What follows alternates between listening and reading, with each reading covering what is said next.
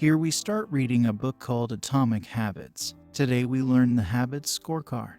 Explanation ahead. Keeps listening to Topic 14: How to Make Good Habits Inevitable and Bad Habits Impossible. In the summer of 1830, Victor Hugo was facing an impossible deadline. 12 months earlier, the French author had promised his publisher a new book, but instead of writing, he spent that year pursuing other projects, entertaining guests, and delaying his work. Frustrated, Hugo's publisher responded by setting a deadline less than 6 months away.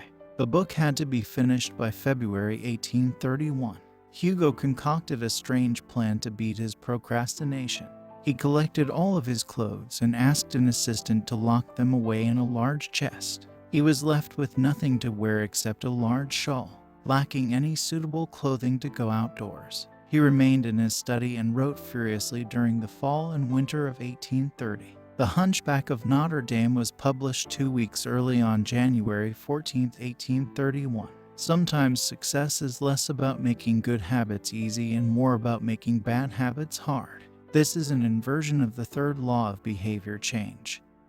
Make it difficult. If you find yourself continually struggling to follow through on your plans, then you can take a page from Victor Hugo and make your bad habits more difficult by creating what psychologists call a commitment device. A commitment device is a choice you make in the present that controls your actions in the future. It is a way to lock in future behavior, bind you to good habits, and restrict you from bad ones. When Victor Hugo shut his clothes away so he could focus on writing, he was creating a commitment device. There are many ways to create a commitment device. You can reduce overeating by purchasing food in individual packages rather than in bulk size. You can voluntarily ask to be added to the ban list at casinos and online poker sites to prevent future gambling sprees. I've even heard of athletes who have to make weight for a competition choosing to leave their wallets at home during the week before weigh-in so they won't be tempted to buy fast food.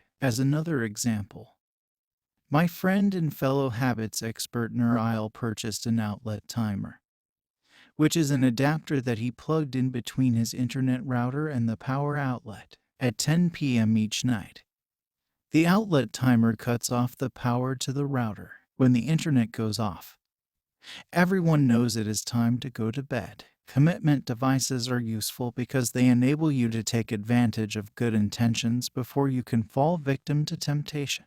Whenever I'm looking to cut calories, for example, I will ask the waiter to split my meal and box half of it to go before the meal is served. If I waited until the meal came out and told myself I'll just eat half, it would never work. The key is to change the task such that it requires more work to get out of the good habit than to get started on it. If you're feeling motivated to get in shape, schedule a yoga session and pay ahead of time. If you're excited about the business you want to start, email an entrepreneur you respect and set up a consulting call. When the time comes to act, the only way to bail is to cancel the meeting, which requires effort and may cost money. Commitment devices increase the odds that you'll do the right thing in the future by making bad habits difficult in the present. However, we can do even better. We can make good habits inevitable and bad habits impossible. How to automate a habit and never think about it again. John Henry Patterson was born in Dayton, Ohio, in 1844. He spent his childhood doing chores on the family farm and working shifts at his father's sawmill. After attending college at Dartmouth, Patterson returned to Ohio and opened a small supply store for coal miners. It seemed like a good opportunity. The store faced little competition and enjoyed a steady stream of customers, but still struggled to make money. That was when Patterson discovered his employees were stealing from him. In the mid-1800s, employee theft was a common problem. Receipts were kept in an open drawer and could easily be altered or discarded. There were no video cameras to review behavior and no software to track transactions, unless you were willing to hover over your employees every minute of the day, or to manage all transactions yourself. It was difficult to prevent theft. As Patterson mulled over his predicament, He came across an advertisement for a new invention called Ritty's Incorruptible Cashier, designed by fellow Dayton resident James Ritty. It was the first cash register. The machine automatically locked the cash and receipts inside after each transaction. Patterson bought two for $50 each. Employee theft at his store vanished overnight. In the next 6 months, Patterson's business went from losing money to making $5,000 in profit, the equivalent of more than $100,000 today. Patterson was so impressed with the machine that he changed businesses. He bought the rights to Ritty's invention and opened the National Cash Register Company. 10 years later, National Cash Register had over 1,000 employees and was on its way to becoming one of the most successful businesses of its time. The best way to break a bad habit is to make it impractical to do. Increase the friction until you don't even have the option to act. The brilliance of the cash register was that it automated ethical behavior by making stealing practically impossible, rather than trying to change the employees. It made the preferred behavior automatic. Some actions, like installing a cash register, pay off again and again. These one-time choices require a little bit of effort up front but create increasing value over time. I'm fascinated by the idea that a single choice can deliver returns again and again.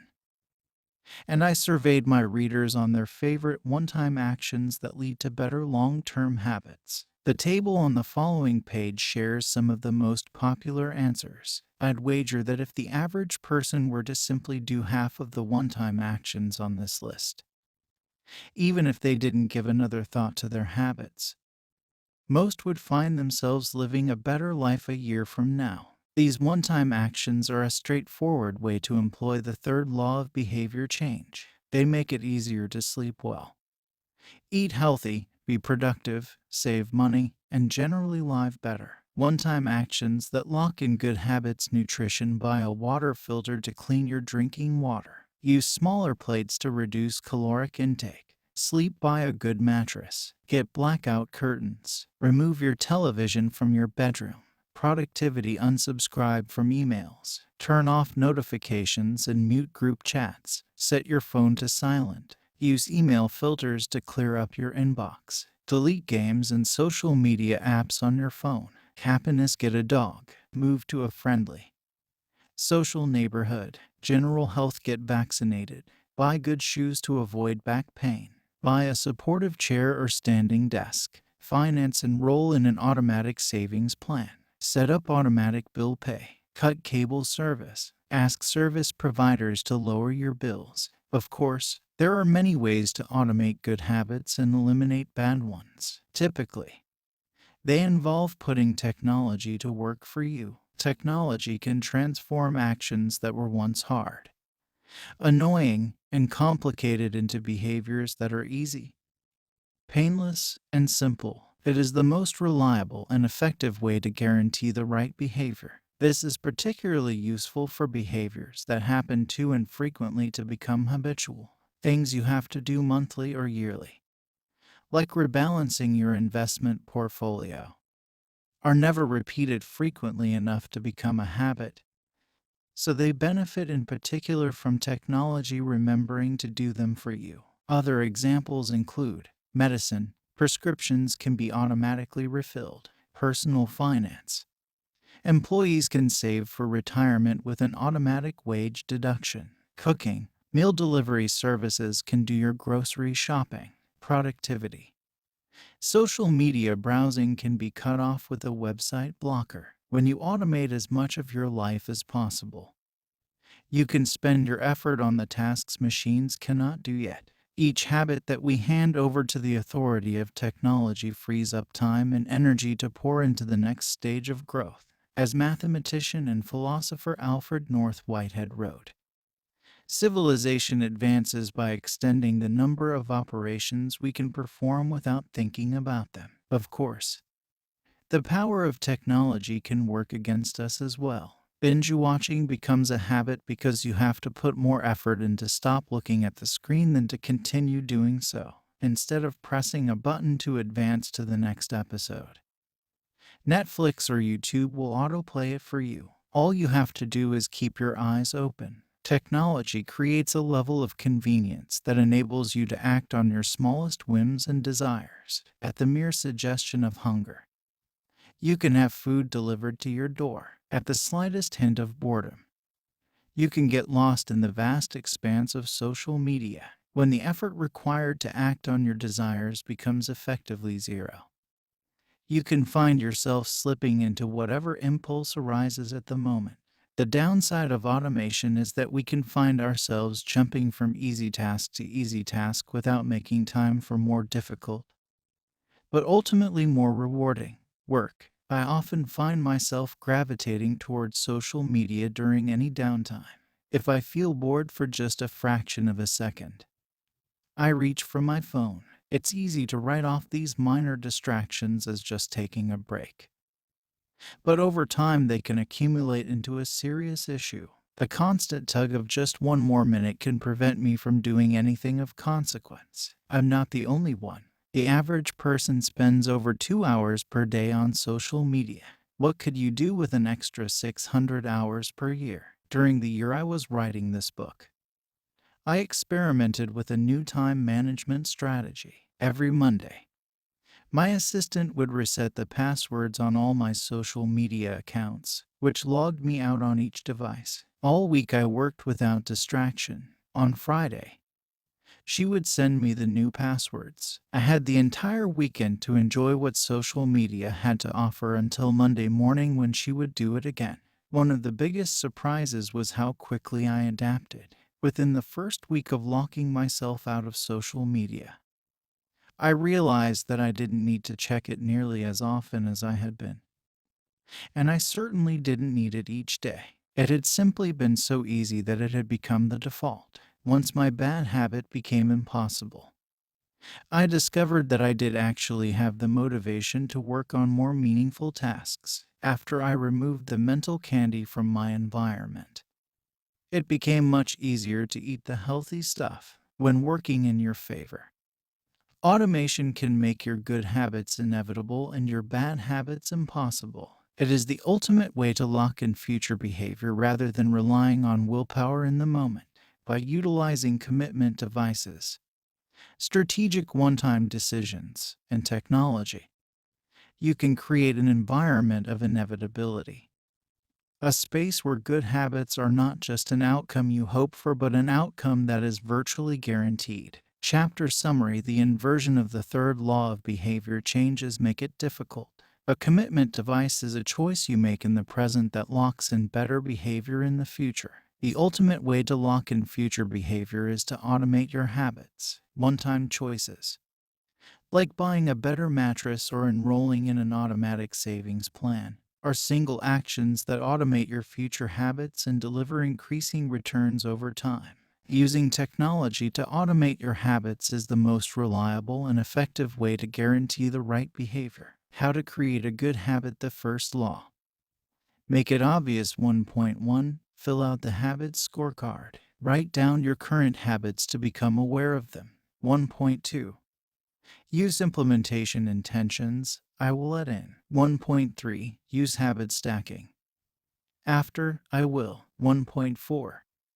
Design your environment. Make the cues of good habits obvious and visible. The second law.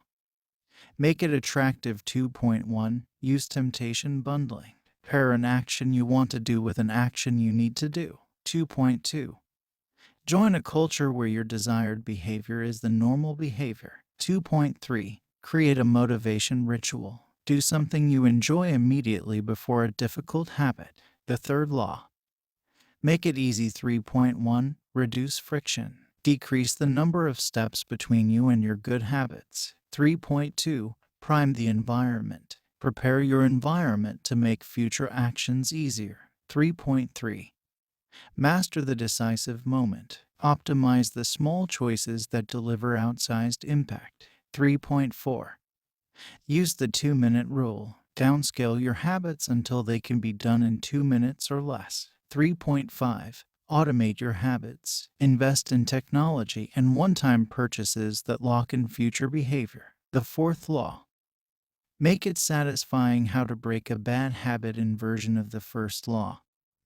Make it invisible. 1.5. Reduce exposure. Remove the cues of your bad habits from your environment. Inversion of the second law. Make it unattractive. 2.4. Reframe your mindset. Highlight the benefits of avoiding your bad habits. Inversion of the third law. Make it difficult. 3.6. Increase friction. Increase the number of steps between you and your bad habits. 3.7. Use a commitment device. Restrict your future choices to the ones that benefit you. Inversion of the fourth law. Make it unsatisfying. This topic ends here. Next chapter in next video. Keep learning, keep going. Don't forget to like and subscribe for more information.